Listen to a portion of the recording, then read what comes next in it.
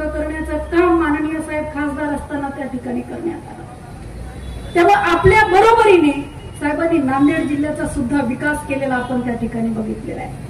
त्याची पुनरावृत्ती मी करणार नाही, कारण आपल्या कार्यकर्त्यांना काय सवय, साहेबांना काय नेहमीच साहेब विकास करतात, नेहमीच निधी येतो, तेव्हा आपण त्याचा उच्चार करत नाही, आपण सांगत नाही. आपल्याला वाटतं आपल्याला ते रुटीन आहे, हा 14 कोटी आणले, 20 कोटी आणले, 15 कोटी आणले, साहेब आणतच राहतात, त्यामुळे त्याचा उल्लेख आपण करत नाही.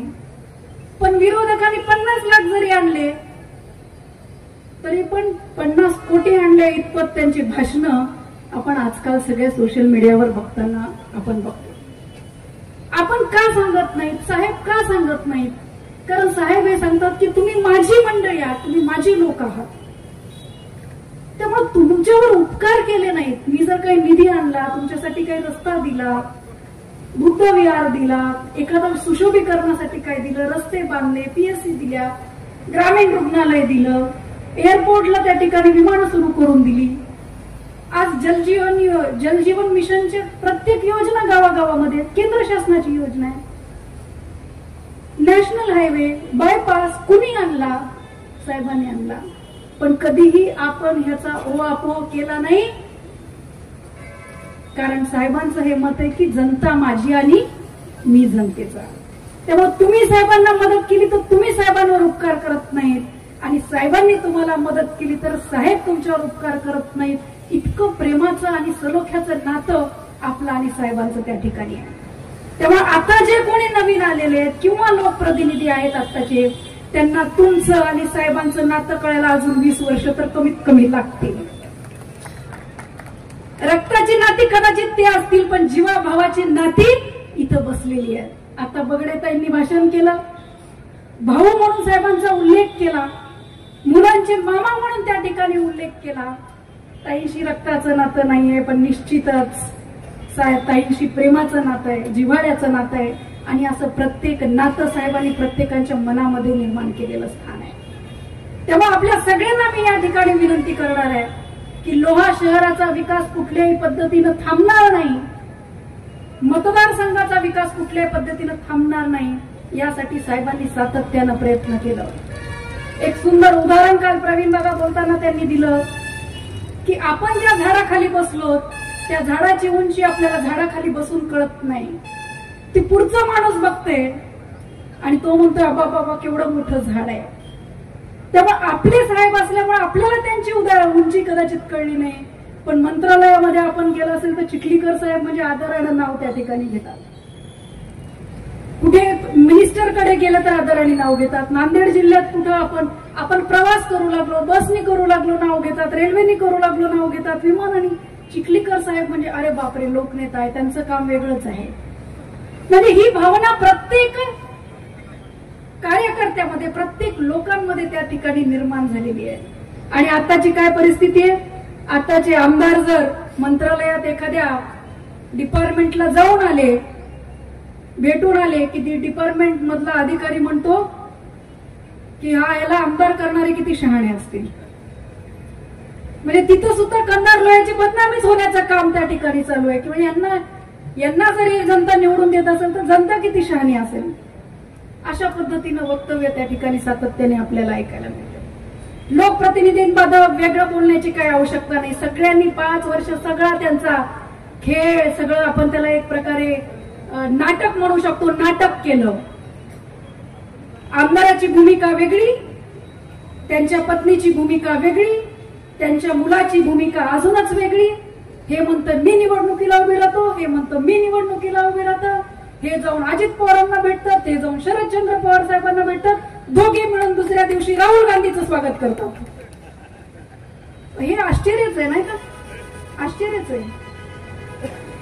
5 वर्ष आमदार असताना विधान भवनामध्ये विकासाचे किती मुद्दे मांडले, हा सुद्धा विचार करण्याचा प्रश्न आहे. 5 वर्षामध्ये अतिवृष्टी झाली, शेतकऱ्यांना विम्याचे प्रश्न निर्माण झाले.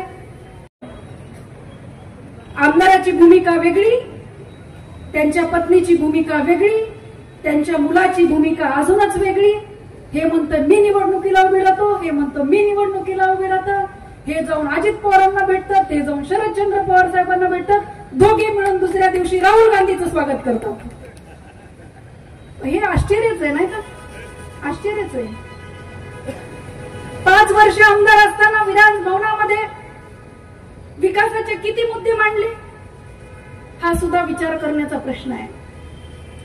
5 वर्षामध्ये अतिवृष्टी झाली, शेतकऱ्यांना विम्याचे प्रश्न निर्माण झाले, अनेक गोष्टी होत्या, लाईटचे प्रश्न मध्ये निर्माण झाले. मग त्या मतदारसंघातील विकास कामाबद्दल मुद्दे मांडण्यासाठी आपण त्यांना निवडून दिले का जातीपातीचं तेढ निर्माण करणारे वादग्रस्त विधान भवनामध्ये जाऊन आपल्या तालुक्याचं नाव खराब करण्याचं काम आमदारांनी त्या ठिकाणी केलंय. आणि याचा तीव्र निषेध मी या ठिकाणी करते. कारण साहेबांनी कधी बौद्ध समाज म्हटले नाहीत, कधी मुस्लिम समाज म्हटले नाहीत, कधी मातंग समाज म्हटले नाहीत. कुठल्याही समाजाला दुहेरी भूमिका देण्याचं काम साहेबांनी केलं नाही. सगळ्यांना सन्मानाने वागवण्याचं काम त्या ठिकाणी चिखलीकर साहेबांनी कायमच केलेलं आहे. आणि याचं ज्वलंत उदाहरण म्हणजे मस्के भाऊ बसलेले आहेत, छत्रपती दादा बसलेले आहेत, नरेंद्र भाऊ बसलेले आहेत आणि इथे बसलेले कित्येक जण असे आहेत की प्रत्येक समाजाला, करीमबाई आपले आहेत, प्रत्येक समाजाला एक मानाचं स्थान देण्याचं काम माननीय चिखलीकर साहेबांनी केले. मी तो तुम्हाला वेगळं सांगण्याची गरज नाही. फक्त एक आपलं रिव्हिजन व्हावं की 5 वर्षात काय केलं त्यांनी. यासाठी मी हे सगळं बोलण्याचं हे करते. मला कुणावर वैयक्तिक टीका करायची नाहीये. पण कंधार लोहा मतदारसंघाचं नाव राज्यामध्ये खराब करण्याचं काम जर कोणी केलं असेल तर ते विद्यमान आमदारांनी केलंय. आणि आपल्या कंधार लोहा तालुक्याला प्राचीन संस्कृती आहे, एक वारसा आहे, एक संस्कृतीचा वारसा आहे. आणि या 5 वर्षामध्ये संस्कृतीचा आणि त्यांच्या वागण्याचा कुठंच मेळ बसलेला आपल्याला दिसत नाही. आरेरावीची भाषा करणं, मांड्या ठोपटणं, ह्याची बघतो त्याची बघतो ही भाषा करणं, आपल्या कार्यकर्त्यांचं सातत्यानं अपमान करणं, या गोष्टी सातत्याने 5 वर्षामध्ये घडल्या. आपण सगळेजण शांत बसून ते सहन करण्याच्या पुढे आपण दुसरं काही केलं नाही. आणि याचा अर्थ आपण काही बोलू शकत नव्हतो असं होतं का? आपण काही करू शकत नव्हतो असं आहे का? आमदारांच्या पत्नी परवाच्या दिवशी भाषणात म्हणाल्या, या ठिकाणी कंधार लोह्याचे प्रभारी म्हणून आदरणीय भरतजी कंधार लोहा प्रभारी म्हणून विधानसभेचं काम या ठिकाणी बघणार आहेत. त्यांचं सुद्धा मैं आपका बहुत तहे दिल से यहाँ पे स्वागत करती हूँ सर.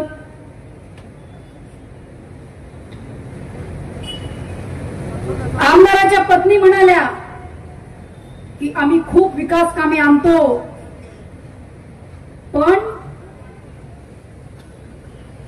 आमची कामं अडवण्याचा प्रयत्न त्या ठिकाणी बऱ्याच जणांनी केला. आता बऱ्याच जणांनी केला म्हणजे त्याच्यात त्यांचा कुणाला सांगायचा उद्देश होता? साहेबांकडे बोट दाखवण्याचा प्रयत्न होता.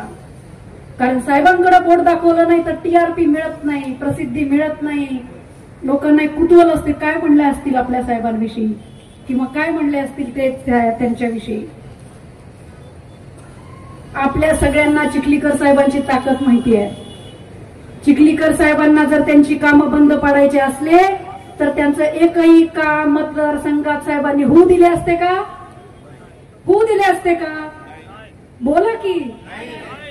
साहेबांनी जर ठरवलंच असतं की यांचं कामच होऊ द्यायचं नाही मतदारसंघात तर साहेबांसाठी ते काय कठीण होतं का? नाही. पण साहेबांनी कधीही कुठल्याही विकास कामाला त्या ठिकाणी आजपर्यंत विरोध केला नाही. त्यामुळे केविळवाना प्रयत्न त्यांनी या ठिकाणी करू नये अशीच मी त्यांना या ठिकाणी सूचना करते. 5 वर्षामध्ये तुम्हाला निधी आणता आला नाही, 5 वर्षात तुम्हाला कामं करता आले नाही आणि निवडणुकीच्या पुढे नारळ घेऊन फोडत बसता. त्यातली अर्धी कामं बोगस आहेत हे मी या ठिकाणी जाहीरपणे सांगते. त्यामुळे जनतेने आता त्यांना भुलून जाण्याची आवश्यकता नाही. ज्या लोकप्रतिनिधींना 5 वर्षात कामं करता आले नाहीत आता नारळ घेऊन फिरतायत. त्यामुळे अशा लोकप्रतिनिधीपासून थोडं जपून राहिलेलं पाहिजे. कारण साहेबांनी सांगितलं, साहेबांनी आजपर्यंत एकही खोटं नारळ मतदारसंघामध्ये फोडलं नाही. काम होत असेल तर हो आणि होत नसेल तर नाही ही भूमिका माननीय साहेबांची पहिलीपासून आहे. आणि त्यामुळेच आज ही सगळी जनता साहेबांच्या सोबत आहे. कारण साहेबांनी कधी बघतो करतो बघूयात म्हणून कुणालाही झुलवत ठेवलं नाही. काम होत असेल तर हे काम होतं आणि नाही होत तर नाही होत म्हणून त्या ठिकाणी सांगितलेलं आहे. साहेबांच्या कामाचा आवाका आपल्या सगळ्यांना माहिती आहे. दररोज जवळपास 500 ते 1000 लोकांना साहेब भेटतात.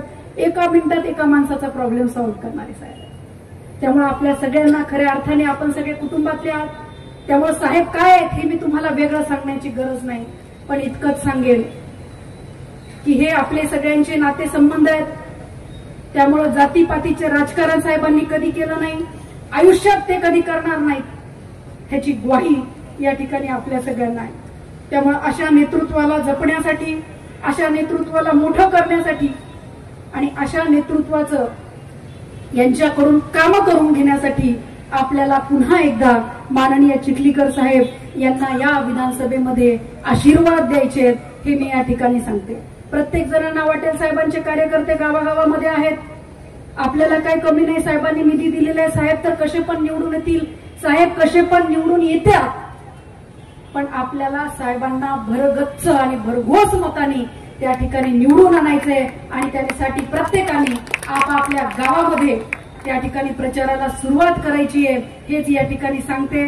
आणि साहेब जरी खासदार होते, कदाचित साहेब आपल्याला खूप वेळ देऊ शकले नाहीत, पण आपल्या सुखात दुःखात येण्याचं काम साहेबांनी त्या ठिकाणी केलं.